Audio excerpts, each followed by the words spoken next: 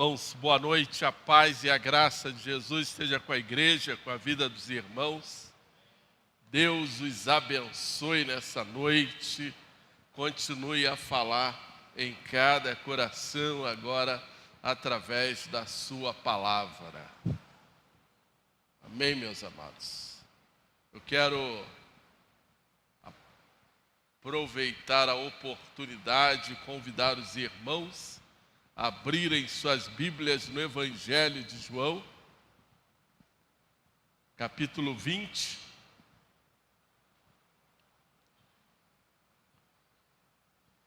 Nós vamos continuar a nossa ministração no Evangelho de João, pela graça e misericórdia de Deus.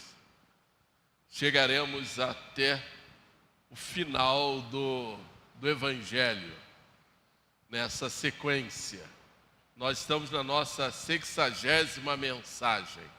Já foram 60 mensagens no Evangelho de João. Estamos bem próximo do término, irmãos. Eu quero convidá-los mais uma vez, irmãos. Vamos colocar em pé, nós vamos fazer capítulo 20, nós vamos até o versículo 18. Eu os convido a se colocarem em pé, para que a gente possa fazer então essa leitura.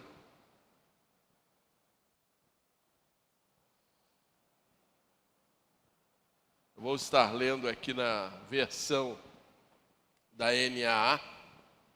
O irmão, mesmo que a sua versão seja diferente da minha, o irmão pode me acompanhar aí na leitura.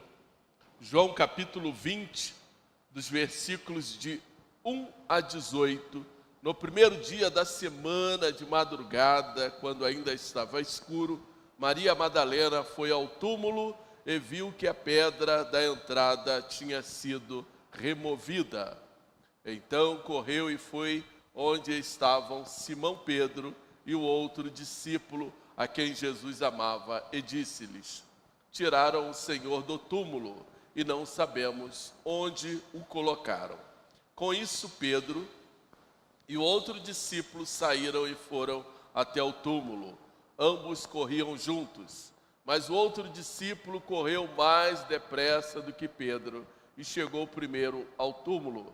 E abaixando-se, viu os lençóis de linho, mas não entrou.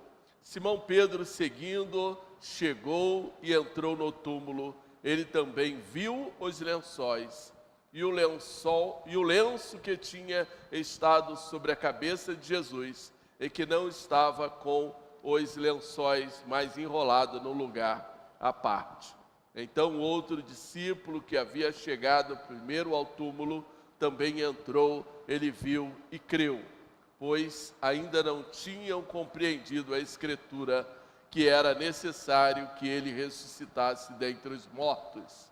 E os discípulos voltaram outra vez para casa. Maria, no entanto, permanecia junto à entrada do túmulo, chorando. Enquanto chorava, abaixou-se, olhou para dentro do túmulo e viu 2 anjos vestidos de branco, sentados onde o corpo de Jesus tinha sido colocado, um à cabeceira e o outro aos pés. Então eles perguntaram: mulher, por que está chorando? Ela respondeu: porque levaram o meu Senhor e não sei onde o puseram. Depois de dizer isso, ela se virou para trás e viu Jesus em pé, mas não reconheceu que era Jesus.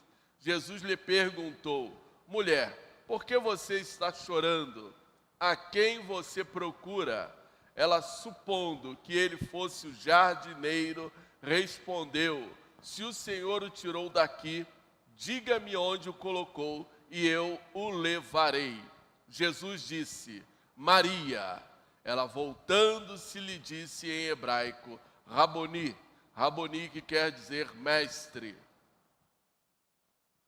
Jesus continuou: não me detenha, porque ainda não subi para o meu Pai, mas vá até os meus irmãos e diga a eles: subo para o Pai e o Pai de vocês, para que o meu Deus e o Deus de vocês. Então Maria Madalena foi e anunciou aos discípulos: eu vi o Senhor, e contava que Jesus lhe tinha dito estas coisas.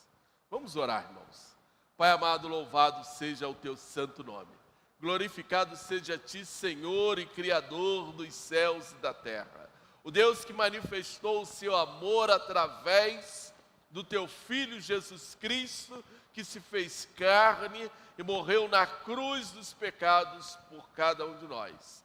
Ali no Calvário, o teu Filho Jesus Cristo sofreu pelos nossos pecados. Ali ele carregou as nossas dores. Ali ele carregou a tua ira sobre a sua vida, sobre o seu corpo. Ali ele foi pregado, crucificado, sofreu todas as chagas por cada um de nós. Pai amado, nós glorificamos a ti, Senhor, que teu imenso amor nos deu a oportunidade de experimentarmos a salvação pelo sacrifício do teu Filho Jesus Cristo. Manifesta, Senhor Deus, neste lugar a tua glória. Manifesta, Senhor Deus, neste lugar a tua graça. Que o poder do teu Santo Espírito venha agora, Senhor, falar aos nossos corações, ao coração da tua igreja. Que os teus servos, ó Pai, nesta noite, eles possam compreender, entender a tua boa e perfeita vontade, em nome do teu Filho Jesus Cristo. Amém. Meus amados, vamos nos assentar. Eu quero aproveitar essa oportunidade. Eu propositadamente eu deixei para voltar ao Evangelho de João nesta data, aproveitando que nós estaríamos então ministrando João 20 por ocasião das comemorações do período chamado Páscoa. Hoje pela manhã nós ministramos, nós falamos sobre esse contexto da Páscoa que muitos cristãos comemoram. Então eu não vou entrar agora nesse assunto, mas eu quero, nessa nossa proposta, falarmos então aos irmãos sobre a ressurreição de Jesus Cristo. Ainda dentro do nosso tema, o Criador revelando a sua glória na pessoa de Jesus Cristo. Hoje, então, nós falaremos sobre a ressurreição do Filho de Deus. Nós precisamos entender, nós precisamos compreender o contexto dessa mensagem, tá? E os irmãos precisam lembrar que nós estamos no Evangelho de João. Então, se você for ler os outros evangelhos, e aí você tem uma visão mais completa do relato da ressurreição. João focou somente na vida de Maria Madalena. Então João traz o testemunho de Maria Madalena à igreja. João está escrevendo o seu evangelho por cerca do ano 90, e o propósito de João foi diferente dos demais evangelistas.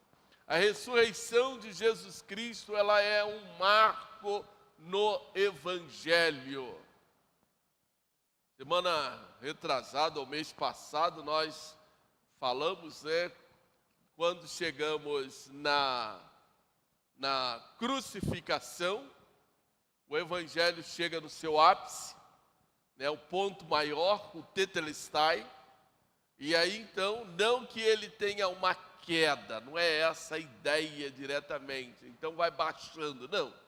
O propósito é nos mostrar agora uma outra face do cristianismo. Nós temos um cristianismo antes de Jesus Cristo, que não era um cristianismo, mas era apenas uma religião judaica que aguardava a vinda do Messias. E aí então nós temos a chegada do Messias, Com a chegada do Messias, nós ficamos com uma lacuna. E essa lacuna é compreendida até a morte de Cristo. Depois da morte de Cristo, nós temos até a ascensão de Jesus. E depois da ascensão de Jesus, aí nós temos um período, que é um período chamado Igreja Primitiva. Por que isto? Porque você precisa entender e porque nós precisamos fazer esse tipo de divisão. Precisamos fazer esse tipo de divisão para nós compreendermos a revelação de Deus. A revelação da graça, a revelação do amor de Deus. Porque o amor de Deus, ele é compreendido até Zacarias, que é o último livro da Bíblia.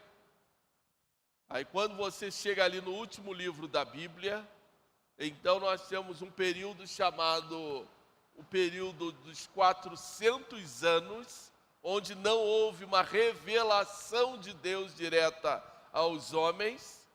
E depois então nós temos Cristo Jesus vindo nascendo. E o período da revelação de Deus, através ou na vida de Jesus Cristo, é um período específico dentro da Bíblia.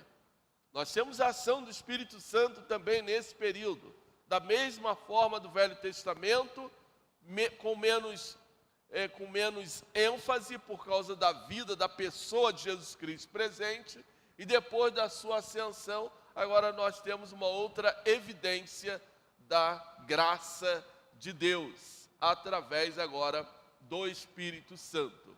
Por isso, a ressurreição ela é um marco no Evangelho. O cristianismo sem a ressurreição de Cristo, ele é vazio. O apóstolo Paulo, em 1 Coríntios capítulo 15, versículo 14, ele diz: e se Cristo não ressuscitou, é inútil a nossa pregação, como também é inútil a fé que vocês têm. Um Cristo vencido pela morte não poderia salvar a sua igreja, o povo de Deus e muito menos a nós. Ainda em 1 Coríntios capítulo 15, nós podemos aprender que a morte de Cristo não foi um acidente, ela é intencional.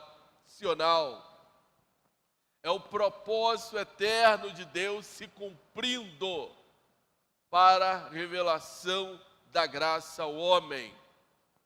Paulo ainda declara, 1 Coríntios 15, e esse texto eu preguei hoje pela manhã, ou parte dele, versículos de 1 a 3, diz: irmãos, quero lembrar-lhes o evangelho que lhes preguei, o qual vocês receberam e no qual estão firmes. Por meio deste evangelho vocês são salvos, desde que se apeguem firmemente à palavra que lhes preguei. Caso contrário, vocês têm crido em vão, pois o que primeiramente lhe transmiti foi o que recebi, que Cristo morreu pelos nossos pecados segundo a Escritura. Sem a ressurreição, a nossa fé seria vã, a nossa pregação seria vazia. Sem a ressurreição de Cristo, não haveria remissão de pecados e nem a esperança quanto ao futuro das nossas vidas. O texto então de João passa a nos mostrar a revelação da glória de Deus agora de um aspecto diferente. Antes nós tínhamos a revelação da glória de Deus na pessoa de Jesus Cristo, mas um Cristo sofrido. O que é esse Cristo sofrido? É o Jesus Cristo de Isaías 53. É aquele que carregou sobre si todas as nossas dores, os nossos pecados. E Cristo não somente sofreu na cruz, Mas Cristo, quando se fez carne e habitou entre nós, o apóstolo Paulo diz em Filipenses, que ele esvaziou da sua glória. Só pelo fato dele deixar a sua glória e se fazer homem, carregou o sofrimento humano sobre si. Ali ele já estava sofrendo pelos nossos pecados. Ele sentia as nossas dores, sentia o peso da humanidade sobre o castigo, sobre a opressão do Império Romano. Tudo isso Jesus Cristo sofreu. Foi apedrejado. Tudo isso ele sofreu antes da sua morte. Ele lamentou, ele chorou, ele teve fome, ele teve sede, ele passou por tempestades, teve horas intensas de oração, jejuou por 40 dias no deserto. Tudo isso ele sofreu por cada um de nós. Então João está aqui nos mostrando algo, e a narrativa de João é para nos mostrar que Cristo agora tem uma nova vida. Por isso, o primeiro versículo diz que ele vive. A esperança de um túmulo vazio, uma enorme pedra que foi colocada à entrada do túmulo, e ainda havia sobre esta pedra o selo inviolável de Pilatos, governador romano. Agora esta pedra havia sido removida. A preocupação das mulheres que foi ao túmulo, ao chegar ali, quem irá remover a pedra, conforme a narrativa de Marcos? Agora essas mulheres encontram a pedra removida. João destaca apenas Maria Madalena, e há uma intencionalidade em João em destacar Maria Madalena. O túmulo de Jesus foi aberto de dentro para fora. Não foi uma ação humana que removeu aquela pedra. E assim, aqueles que testemunharam a pedra ser removida também relataram que foram os guardas que ali estavam. Jesus quebrou o arguilhão da morte, conforme diz o apóstolo Paulo em 1 Coríntios 15. Ele derrotou a morte ao ressuscitar dentre os mortos. Em toda a história da humanidade, foram várias as tentativas de se desacreditar na ressurreição de Jesus Cristo. E ainda há muitos, até mesmo, que professam a fé evangélica e eles não crêem na ressurreição como estão nos relatos bíblicos.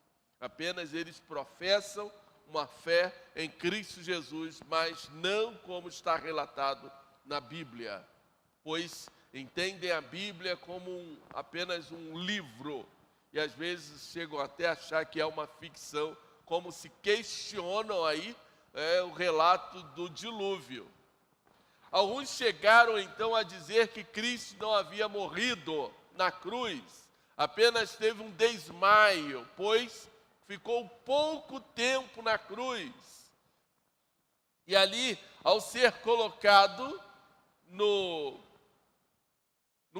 sepulcro, um buraco cavado numa rocha, um lugar mais fresco, ele voltou então à vida. Outros ainda afirmam que os discípulos haviam roubado o seu corpo, e esta corrente é a que até hoje os judeus creem. Os discípulos roubaram o corpo e passaram depois a divulgar uma história falsa de que ele havia ressuscitado. Mas as palavras de Maria, elas ecoam ainda em nossos dias. E Maria, no primeiro momento, a sua fé ainda era de quem não cria na ressurreição. Fica claro aqui no texto, as palavras de Maria tiraram o Senhor do túmulo e não sabemos onde o colocaram. As palavras de Maria nos levam também a entender na leitura do texto bíblico que realmente haviam roubado. Se nós estivéssemos aqui, não conhecêssemos a Bíblia toda, recebêssemos apenas uma porção da Bíblia, como muitos recebem porções apenas da Bíblia, não conhece a Bíblia toda, não tem todos os evangelhos, não tem todo o contato com o cristianismo que nós temos. E aí, então, se nós lêssemos somente o Evangelho de João, para nós seria uma surpresa. E a história que ali está sendo narrada, a gente, no primeiro momento, nós íamos crer da mesma forma. Nós temos já uma experiência de fé, nós temos algo já pré-concebido. Por isso, entendemos que naquele momento Maria estava vivendo algo que somente depois seria revelado. Tiraram o Senhor do túmulo e não sabemos onde o colocaram. Isso nos leva também na mesma direção de Maria. Maria Madalena, ela é destacada no relato da ressurreição nos 4 evangelhos, como uma das personagens, uma das figuras principais da ressurreição de Cristo Jesus, como a testemunha da ressurreição.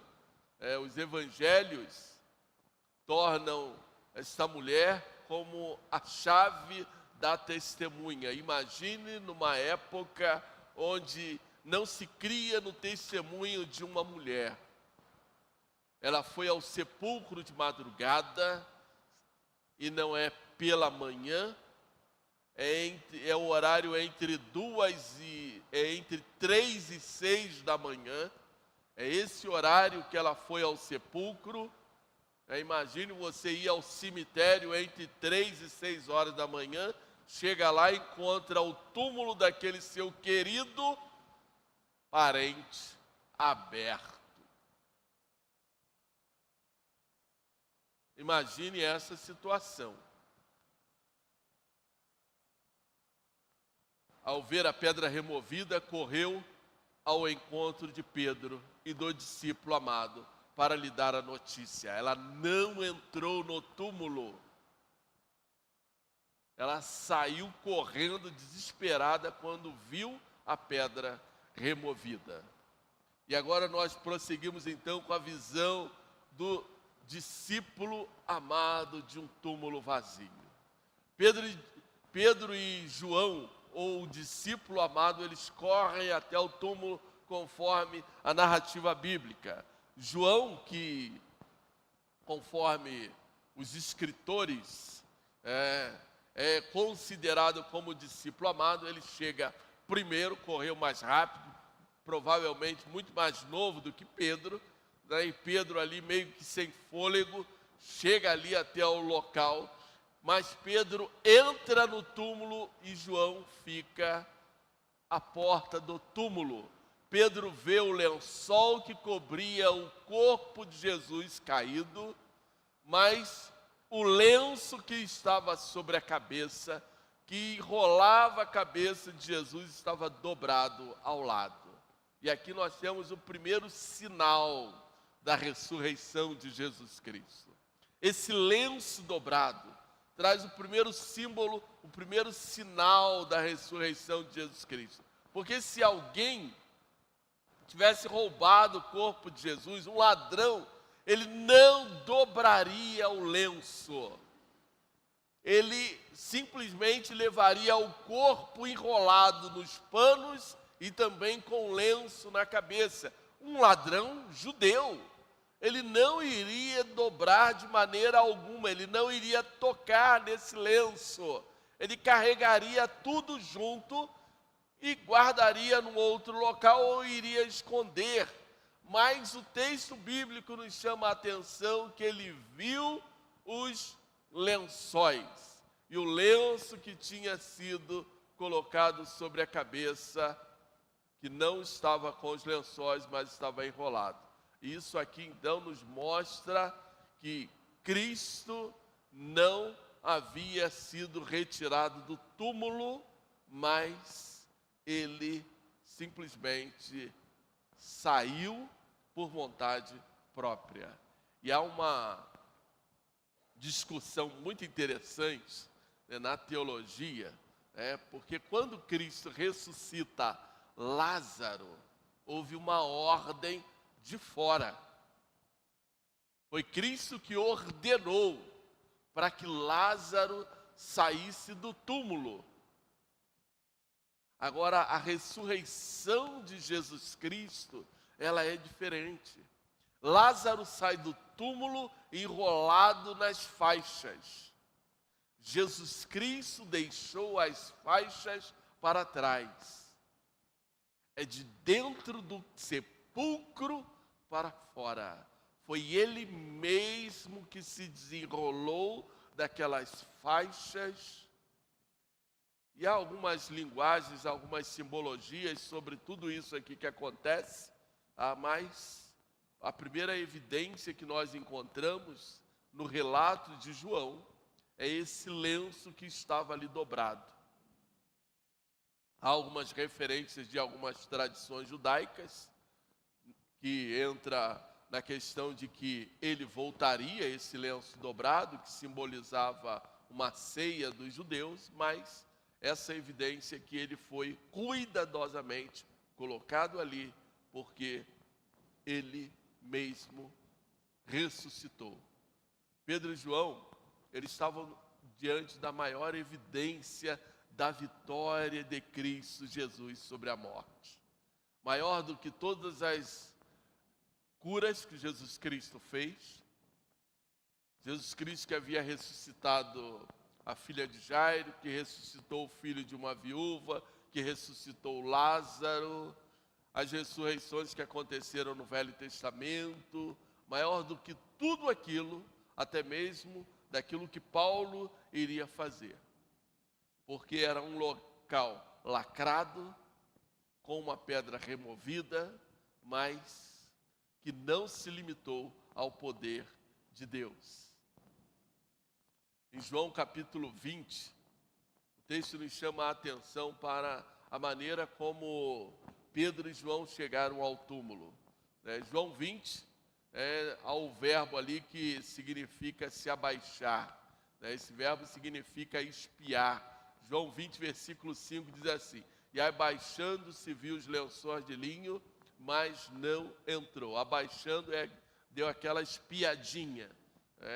E é Pedro que faz isso. Pedro, ele entrou no túmulo, abaixando-se e viu os lençóis de linho, mas João chegou primeiro ao túmulo e abaixando-se viu. João apenas deu uma espiadinha, viu os lençóis, ele não entrou. Pedro entrou. E aí no versículo 6, chegou e entrou no túmulo. Ele também viu os lençóis. No caso de Pedro, ele viu de perto. Ele não somente espiou, mas ele olha de perto. Ele contemplou. Ele pôde ter a certeza. Ele não somente espiou como João, mas ele olhou com cuidado e ele observou. Nós precisamos, irmãos, entender aqui essas duas realidades. Nós tivemos a primeira realidade da mulher, ela somente olhou a pedra removida e correu. Ela acreditou apenas que o corpo havia sido removido. Contou para Pedro e João. Ao invés de Pedro e João ficar lá, onde eles estavam, bem, ele ressuscitou, então ele não está no túmulo. Mas eles foram lá também conferir. Imediatamente o coração deles ainda não estava pronto, preparado para crer na ressurreição. Então eles vão lá conferir. João olha os lençóis. Então ele está, na cabeça de João, ele está confirmando a ideia imediata de que havia sido removido ou roubado o corpo de Jesus. Pedro, ele averigua aquela situação. E nós então estamos entendendo que nós temos aqui 3 características de fé diferentes. São 3 personagens, a mulher, Pedro e João, que estão olhando a mesma cena com coração diferente, um olhar diferente. E às vezes assim somos nós. Em várias situações da nossa vida, nós nos apegamos à vida espiritual de maneiras diferentes. Nós não queremos fazer prova de Deus. E Jesus Cristo já havia falado isto. Fazei prova de mim. Depois, Tiago vai repetir a mesma ênfase. Nós precisamos buscar um relacionamento com Deus para termos certeza daquilo que Deus está fazendo em nossas vidas. Jesus mandou que os discípulos crescem. Ele vinha falando da sua morte, falando da sua vinda que não iria desampará-los, falou da sua ressurreição, mas eles não conseguiam entender, eles não conseguiriam compreender. Os próprios profetas, eles queriam entender como aconteceria o plano de salvação. E ainda assim eles não conseguiam entender, eles não conseguiam compreender. Isso se chama limitação espiritual. E muitos de nós vivemos esta mesma limitação espiritual em nossos dias. Não permitimos que Deus seja o Senhor da nossa vida. Nós colocamos nas mãos de Deus, mas a gente fica ali espiando o tempo todo. A gente fica vigiando o tempo todo, porque nós mesmos não confiamos. Entrega o teu caminho ao Senhor, confia nele e o mais ele tudo fará. A gente não consegue, nós somos limitados, a gente não permite que Deus seja o Senhor das nossas vidas.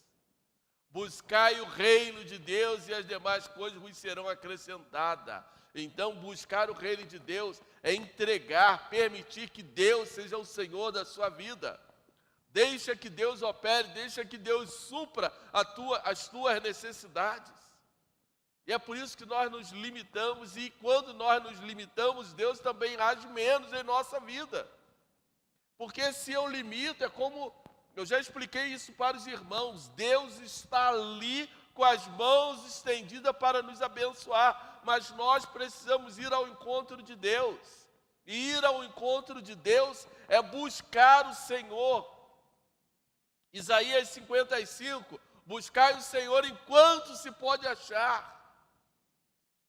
Se nós não permitirmos que Deus seja o Senhor das nossas vidas, nós não experimentaremos as bênçãos completas de Deus.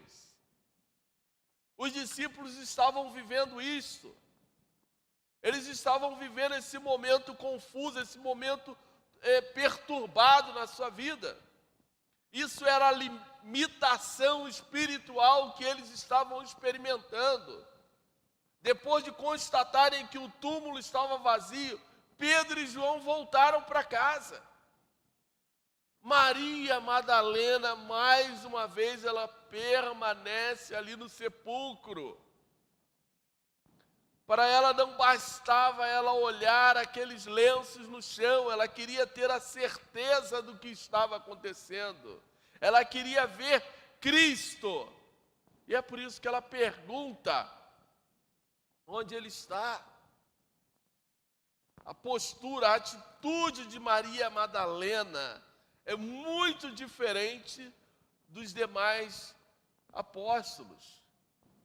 Dos versículos 11 ao versículo 18, aquela mulher inicia então mostrando a sua dor, a falta de esperança que ela estava vivendo.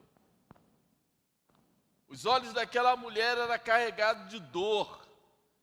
Ela entrou agora no túmulo, ela foi olhar dentro do túmulo. E então aquela mulher vê 2 anjos vestidos de branco, um sentado onde estava o corpo e o outro na outra ponta. E olha que ela vê 2 homens, que eram os 2 anjos, mas ela não os reconheceu como anjos. Da mesma forma que nós temos teofanias que acontecem no Velho Testamento, onde o Velho Testamento diz 2 filhos dos homens ou 2 filhos de Deus. Expressões que aparecem no Velho Testamento, aquela mulher agora ela está olhando, ainda que o relato bíblico, João já está aqui interpretando que ela estava vendo 2 anjos, mas, olha, não tinha asa,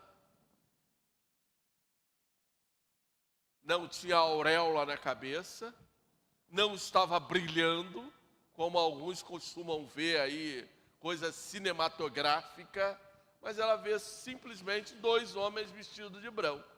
E ela então pergunta, começa a fazer pergunta. E aí os anjos perguntam a ela, aqueles homens: mulher, por que choras? E ela então: porque levaram o meu Senhor e não sei onde puseram. Ela chorava porque o túmulo estava vazio. Ela chorava porque o seu coração estava sem esperança. Ela carregava dor, ela carregava decepção. Ela desejava ver o corpo do seu mestre. Ela não conseguia compreender por que levaram o corpo de Jesus para um outro lugar. E a gente percebe ainda a limitação dela de entender o que estava acontecendo. O texto diz que ela olha para trás e vê um outro homem. E ela pensa que é o jardineiro, porque Jesus Cristo foi colocado no sepulcro e nesse sepulcro tinha um jardim, conforme diz o texto bíblico. Depois de olhar para dentro do túmulo, Maria olhou para trás e viu Jesus em pé, conforme a narrativa de João, já interpretando, mas não o reconheceu. Lembra que eu falei ainda há pouco para os irmãos a respeito da pessoa física de Jesus? Agora nós temos um outro Jesus. Não é um novo corpo, mas é um corpo ressurreto. Esse Jesus agora, ele não está mais carregando as dores dos nossos pecados. Foi colocado na cruz do Calvário. E é por isso que nós vamos caminhar no texto bíblico durante esse período entre a morte, ressurreição e ascensão de Jesus Cristo. E nós temos vários momentos relatados no texto bíblico onde aqueles que viram não reconheceram a Jesus. Nós temos os 2 homens no caminho, os 2 discípulos no caminho de Emaús. Nós temos os próprios discípulos quando Jesus Cristo entra no cenáculo. No primeiro momento eles não reconheceram que era Jesus. Nós temos Maria que não reconhece, Pedro que não reconhece. Nos outros relatos dos evangelhos, ela olha para trás e vê a Jesus e pergunta a Jesus. Jesus faz a mesma pergunta primeiro para Maria: mulher, por que choras? E ela acrescenta ainda para ela: a quem procuras? Olha a resposta de Maria. Ela não compreendia, ela não conseguia compreender, ela não conseguia reconhecer quem falava com ela. Ela olha com os olhos espirituais ainda fechados. Essa é a maior realidade que o mundo de hoje está vivendo. Comemora uma Páscoa, mas não consegue enxergar o Cordeiro de Deus ressurreto. São milhares de pessoas no mundo inteiro comemorando algo que eles não conseguem compreender.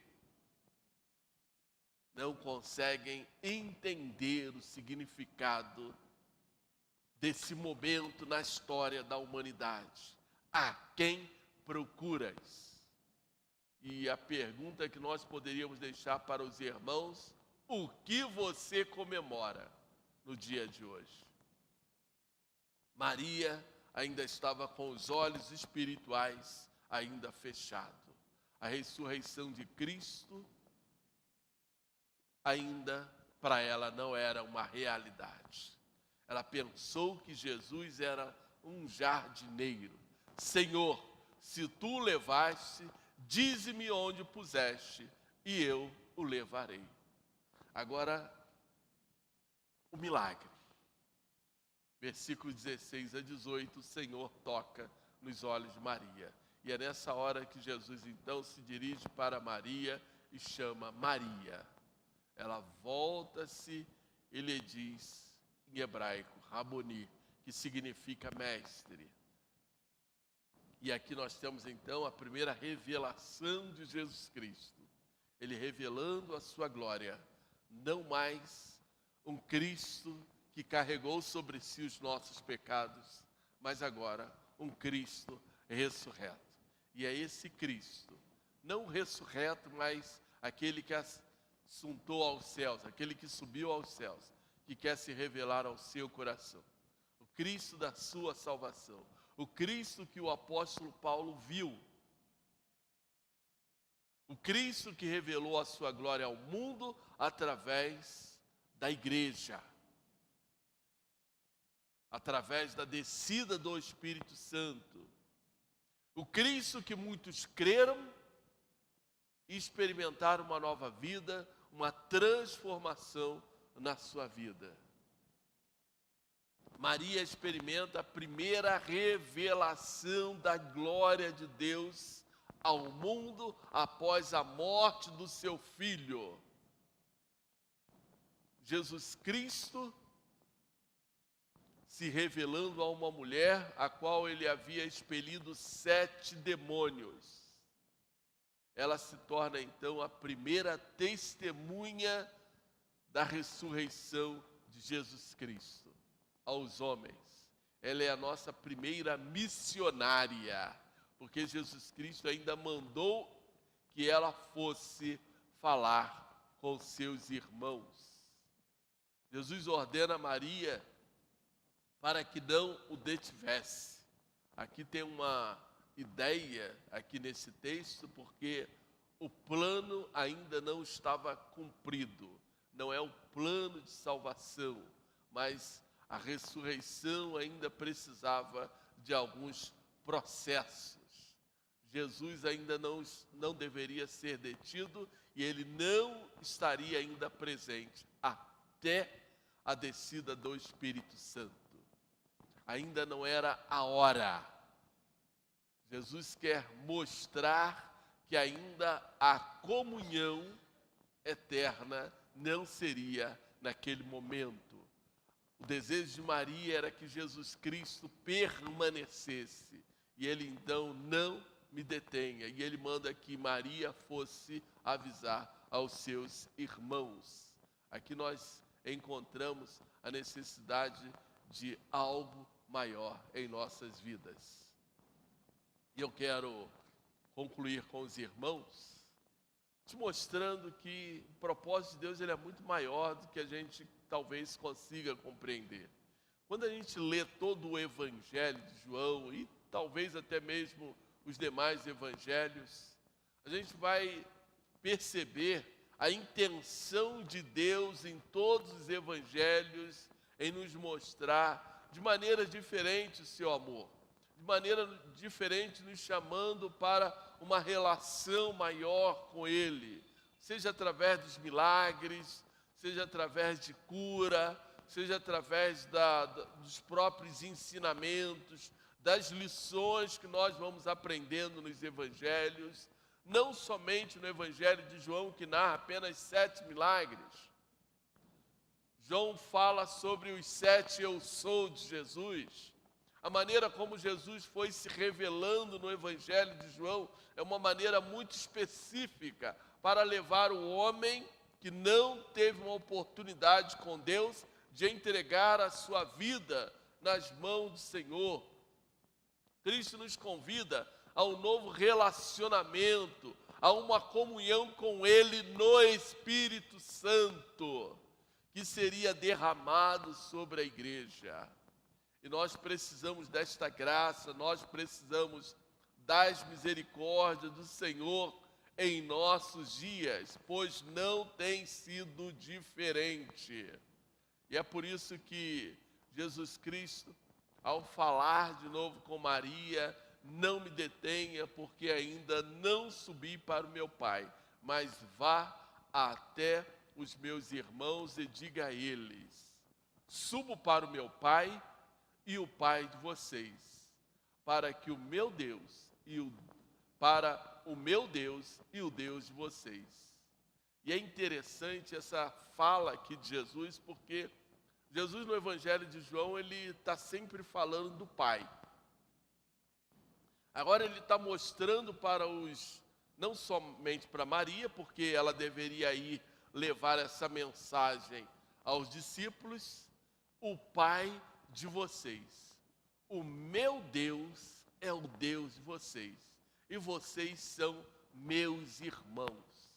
Jesus Cristo nos mostra uma necessidade de comunhão, uma necessidade que a igreja, somente após a descida do Espírito Santo, iria compreender. Maria, então, no versículo 18, ela foi aos discípulos e anunciou aos discípulos: eu vi o Senhor. E ela então relata tudo o que aconteceu. Meus amados, eu quero deixar nessa noite para vocês algo bem ímpar na leitura aqui de João capítulo 20. Primeiro, os nossos olhos talvez ainda estejam fechados diante da glória e da graça de Deus, diante da revelação de Deus. Depois de nós estudarmos todo o Evangelho de João, a gente vai encontrar pessoas que não conseguem compreender o amor de Deus sobre a sua vida, nem mesmo os propósitos de Deus sobre a sua vida. Nós vamos encontrar pessoas que ainda estão com o coração fechado. Nós vamos encontrar pessoas que ainda estão com a visão espiritual limitada. Eles não conseguem compreender que Deus quer deles muito mais do que eles estão experimentando. Pessoas que têm realmente buscado um túmulo vazio em nossos dias. Nós estamos no século 21. Há quantos anos as celebrações da Páscoa vêm se repetindo ano após ano, como um ritual vazio, sem significado. Ainda que sejam as diversas pregações, as diversas encenações, mas ainda com tudo isso falta algo. Falta levar essas pessoas que participam de tudo isso a levar uma vida única na presença de Deus, abandonando os seus pecados, a permitir que Deus seja o Senhor da sua vida, a permitir que Deus a liberte desta opressão que elas estão vivendo, a permitir e a deixar Deus trazê-la para junto de si. Não há outra forma do homem se tornar irmão de Jesus que não seja através do próprio Cristo Jesus, o aceitando como seu Senhor e o seu Salvador. João nos lembra, lá no início do capítulo, lá no capítulo 1, que todos aqueles que o receberam, deu-lhes o poder de serem feitos filhos de Deus. Por isso, Deus é o nosso Pai, conforme Cristo nos falou. E nós somos filhos de Deus. Mas para que isso seja uma realidade em nossas vidas, nós precisamos aceitar a Cristo Jesus como nosso único e suficiente Salvador. Permitir que Ele seja o Senhor das nossas vidas. E Ele, o Deus que quer mudar a nossa história. Esses marcos do Evangelho, a ressurreição, a crucificação, a ressurreição, a descida do Espírito Santo, é apenas um processo para que você possa ter a sua vida transformada. É apenas um processo da revelação da glória de Deus sobre cada um de nós. Porque antes, olhávamos para um Cristo sofrido. E é justamente esse Cristo sofrido que o mundo ainda crê. Porque o mundo continua carregando uma cruz de um Cristo sofrido. O mundo não consegue ver um Cristo que se revela na pessoa do Espírito Santo, o Messias, o Salvador. O mundo não consegue ver o Cristo que tocou na vida do apóstolo Paulo, que transformou a vida daquele que perseguia a igreja, que perseguia Cristo Jesus. É por isso que nós vamos encontrar lá no relato de Atos, capítulo 9, quando Cristo encontra com Pedro, com Paulo, pergunta: Paulo, Paulo, por que me persegues? Eu sou o Cristo, a quem tu persegues. E é esse Jesus que quer libertar as nossas vidas. É esse Jesus que quer nos trazer salvação. É esse Jesus que quer nos trazer a sua graça, quer nos dar o seu amor. Por isso eu quero convidá-lo a baixar a sua cabeça. Hoje pela manhã nós falávamos em 1 Coríntios capítulo 15, o evangelho ali pregado pelo apóstolo Paulo à igreja em Corinto. Nós podemos colocar o nosso coração na presença de Deus e permitir que Ele seja o Senhor da nossa vida. Mas nós precisamos entender quais são as áreas da nossa vida que ainda estão trancadas, que não consegue enxergar o amor de Deus. Nós precisamos entender quais são as áreas da nossa vida que precisam experimentar libertação. Quais são as áreas da nossa vida que estão como Maria, buscando um Cristo sofrido, um Cristo que morreu na cruz, carregando as nossas dores e as nossas chagas. Uma mulher que não conseguia ver o Cristo ressurreto, mas que precisava ser tocada pelo poder do Teu Santo Espírito. Maria, naquele dia, quando Cristo falou Maria, naquele momento, Cristo tocou no seu espírito, tocou no seu interior. Da mesma forma, Cristo está agora falando os nossos nomes, nos chamando nominalmente, um a um, falando conosco, porque Ele está nos chamando, assim como Ele falou com Paulo, usando o nome de Paulo no hebraico, Saulo, Saulo. Da mesma forma, Cristo está falando conosco, está falando aos nossos corações, para que a sua glória, a sua graça seja revelada em nossas vidas.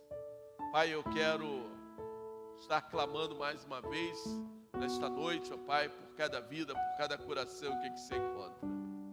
Pai, eu não sei, Senhor Deus, quais são as áreas das nossas vidas, da vida dos Teus servos que precisam ser tocadas nesta noite. Daqueles que estão aqui conosco, daqueles que nos assistem através das redes sociais.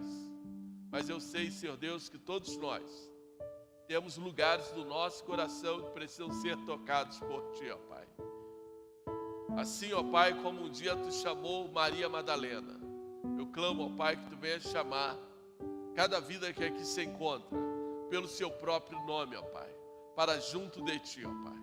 Eu estou apresentando agora, Senhor, essas vidas que estão em comunhão conosco, esses que estão aqui presentes, os que estão nos assistindo através das redes sociais, aqueles, ó Pai, que talvez estarão assistindo esta mensagem posteriormente. Mas eu quero clamar para que Tu venha chamar pelo Seu nome, ó Pai, para que, ó Pai, ela possa ser tocada pelo poder do Teu Santo Espírito. Revela a Tua glória, revela a Tua graça, Senhor Deus, neste lugar, no seio da Tua igreja, no seio do Teu povo, em nome de Jesus.